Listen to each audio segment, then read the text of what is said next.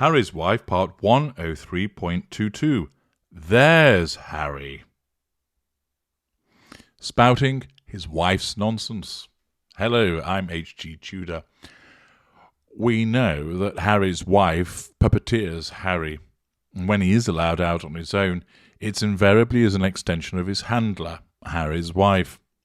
We've seen that a not particularly intelligent individual who basically enjoyed the simpler things in life, like getting butt naked when playing poker, down in the voddy and the beers, and hanging out with stripy cock, wanky trousers, and chunderbucket, was part of all about growing up and being British. However, these days he's more likely to be found quaffing some green mixture in a cup that has been compiled for him by his controlling wife, and spouting nonsense about finding himself engaging in therapy and sitting and going, The things that made Harry tick, the things that he enjoyed, have been stripped away from him. Part of the way that the narcissist controls an individual. We, in essence, deconstruct you, removing you from familiar support networks, the things that you enjoy, making you become so dependent upon us as the sole and leading light in your life that when we decide to extinguish that light, you are groping around in the dark, trying to find the light switch to turn on another light to find your way out of the mess that we have led you into. But we're certainly not going to help you achieve that. Harry has of late appeared to have gone missing, but as a consequence of extensive searching and waving a bottle of delicious, tasty Finlandia vodka around, he has emerged from the undergrowth. And according to Mail Online, an article tells us Harry's business advice. Duke of Sussex tells 700 CEOs they should individually grow themselves. A cunning plan, as Baldrick might have suggested to Blackadder back in the day. I see where the Duke of Sussex is going. To grow yourselves. He's telling the CEOs that you must clone yourselves. Presumably, if you clone yourself, the second version of you can handle some of the mundane stuff, leaving the original to get on with all the sexy stuff. That your clone can deal with the boring stuff like ironing your underpants and taking those mind-numbing calls, whilst allowing original self to get down to the sexy stuff of making deals and appearing on programs and enjoying bank. Brilliant. Great thinking there, Mr. Duke of Sussex. Presumably that's what he's talking about when he says that they should be individually growing themselves in order to scale up their companies. In a new clip from a San Francisco summit. Well, actually, we all know when he's talking about the fact that they should individually grow themselves, it's more beige claptrap that he's become infected with, courtesy of his wife. Prince Harry told a room of 700 CEOs and business leaders that they should individually grow themselves in order to scale up their companies in a newly released clip of his speech at a San Francisco summit. The Duke of Sussex, 38, made a surprise appearance at the summit in San Francisco last week, where he spoke about the power of therapy and coaching, the day after Harry's wife's bombshell interview dropped. Harry appeared on a panel alongside BetterUp founder Alexei Robichaud. Since last year, the royal has been working as chimp officer, or Chief Impact Officer, for the $4.7 billion mental health startup. In a video shared by BetterUp today, the royal father of two can be heard on stage discussing mental health, telling the group of 700 CEOs, "We are at the point where we need to unlock that potential because of the state of the world and the number of unknowns. It is scary, especially if you've lost the blue crayon and need to draw some sky. I beg your pardon, it is scary, especially if you have children. Even if you don't have children, it's still pretty scary." Wow, brilliant insight from old Ginger Bollocks here. We have to do better, and the way to do that is to individually grow ourselves, but also for the people we're responsible for. Help them to grow as well. And if you're going to scale your company, scale yourself and scale your employees at the same time. This is the kind of nonsense that his wife comes out with Hello, I'm the CEO of Conquer Bollocks Inc. I'd like you to give me some really good advice. Thank you very much. Well, what you need to do is individually grow yourself and help other people that you're responsible for grow as well. And then to scale your company, scale yourself, and scale your employees at the same time. Yes, thank you, Your Royal Highness. But what the fuck does that actually mean? Can you give me some practical examples? Yeah, I grew myself because my wife made me go and stand in the garden in some compost. And then because I'm responsible for the parental trees, I had to water them also, and they started to grow. Right, but how does that help my business? Well, I'm demonstrating how I grew myself, and therefore I became a better person. How did you become a better person? My wife told me. You see, this is what you often get with these consultancies. This is what you often get with these people that make a living from telling you very little but saying quite a lot. It's all buzzwords and phrases, which anybody, and I'm not a cynic in regard to this, I work on the evidence. They come up with all this beige claptrap, which is utterly meaningless. How does growing myself individually help my business? It doesn't. It just sounds good. How does growing the people I'm responsible for help my business? It doesn't. It just sounds good. And what the fuck does scaling your company, scaling yourself and scaling your employees at the same time mean, or indeed do? Fuck all. And it's clear that he's been spending so much time with her that he's become infected with the nonsense that she comes out with. He also said, I never, ever, ever thought I'd be sitting on this stage saying therapy is good and coaching will change your life, or both will change your life. The more people we can get that to, the better. Well, you're bound to be saying that because isn't that the nature of the business that you're signed up for as chimp officer? From a BetterUp standpoint, the goal is the democratization of coaching to make sure we can get it to the masses. Okay, so how do you democratize coaching? You mean get more people to pay for it? That doesn't sound like democracy. In another clip released of the summit last week, he said, I think we are a product of our upbringing and what we're exposed to as young kids. Well, that is invariably correct. Of course, genetics play a part as well. The majority of us in this room, especially far as I'm concerned, 99.9% of people on planet Earth right now are dealing with some kind of unresolved grief, trauma, or loss. Bollocks they are. You're telling me that nearly the entire population of the planet is dealing with unresolved grief, trauma, or loss? Nonsense. And he carried on by saying, and most of that we suppress, society doesn't really encourage us to bring it to the surface. Again, this is the bilge that is spewed by his wife, and he's learned to parrot it. He carries on, but if we are not aware of that, we don't have the self-awareness of how we got to where we got to, why we react the way we do, our mood swings, our upbringing, what we saw, what we experienced, what happened to us, as opposed to what's wrong with us. Then we're part of the problem and not the solution. Gosh, how many times has that been said?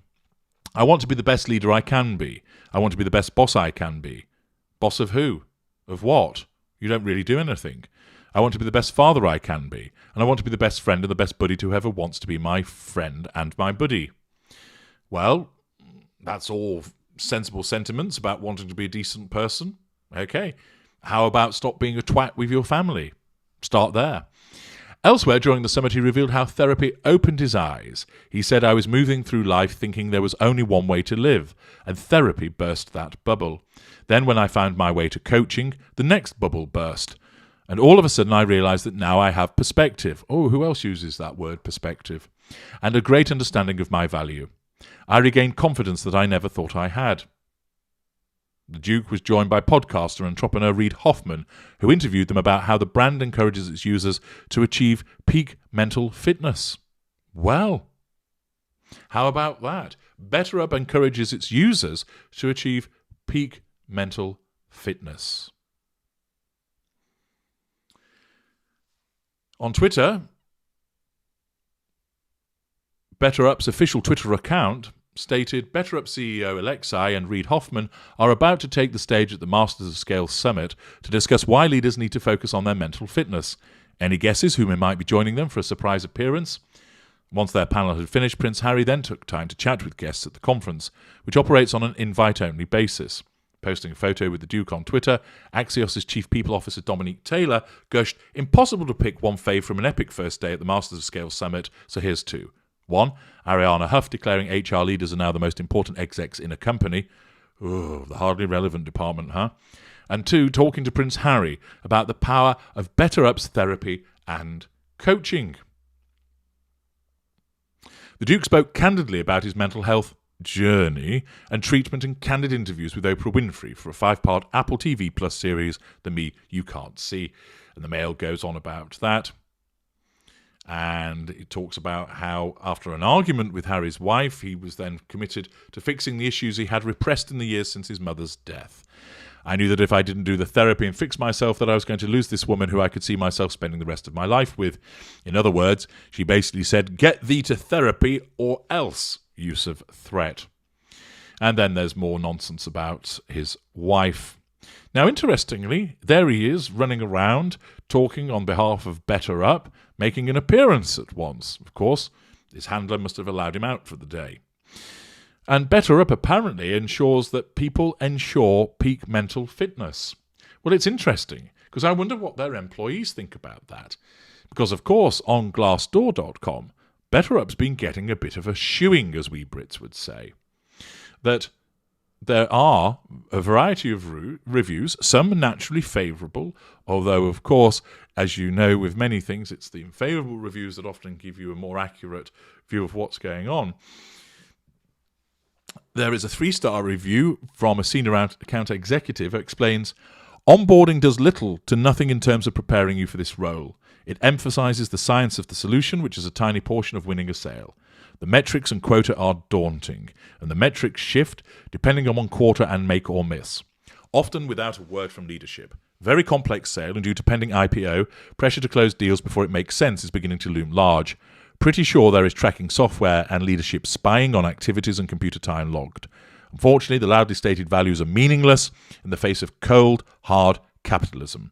Not walking the walk by any means. Too bad." Another one, a 2-star review. Cons. "It's unfortunate the list of cons grew so extensively. The company has the makeup of something tremendous. I was really excited to be part of this mission. But they are pushing so hard towards growth goals, there's just a lot of collateral damage.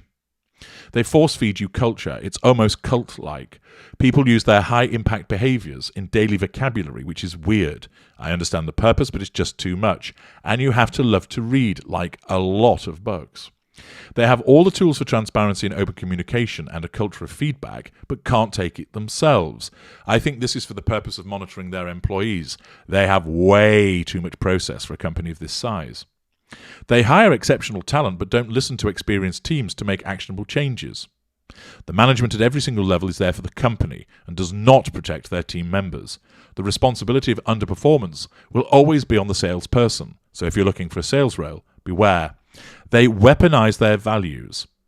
I read elsewhere that it's not uncommon for someone to be let go because of a scarcity mindset or lack of a growth mindset. Which was 100% in my case too. It felt abusive and completely disintegrated my trust with anyone in a leadership role. 1 star. Run away. Not what it appears. Poor mid-level readership do not live up to their stated values, self-destructing. Advice to management, unlikely they will listen to anyone not drinking the Kool-Aid. Another 1 star. Dysfunctional. Medical benefits are shoddy in terms of coverage. Leadership is poor. I could write a book, but I'll spare you and give a short list. Lots of thoughts, but zero pragmatics or enablement. It's disjointed as an organisation. No one seems to be orchestrating. The literal definition of dysfunctional reactive. Positive psychology weaponized for corporate greed. I have seen folks put in situations, told that failure is okay and that we learn from it, only to then be told failure isn't an option and have their input dismissed as playing the victim. Your first month is drinking positive psych and company culture Kool-Aid, while constantly being told to spend literal hours searching a disorganized and out-of-date internal wiki for answers, only to find they don't even answer your question, and then have to advocate for yourself when you've still got to ask someone for help. Zero training on the like 200 tools the company pours money into, hoping it will make us efficient and wondering why they aren't working.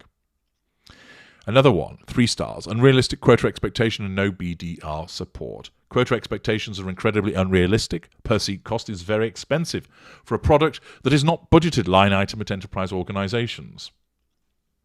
1 star, racism cleverly executed. Stay away. Covert racism is rampant.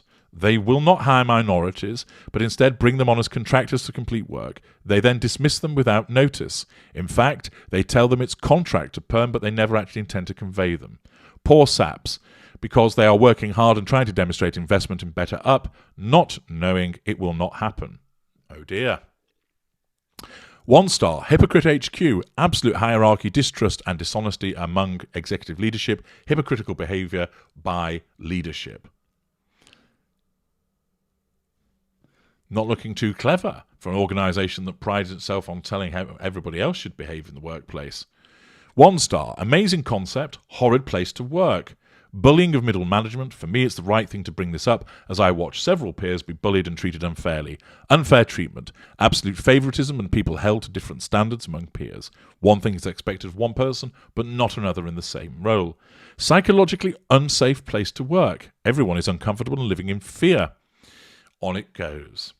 There are, of course, favourable reviews, and it's a point of balance to make that point obvious. 2 star, sinking ship.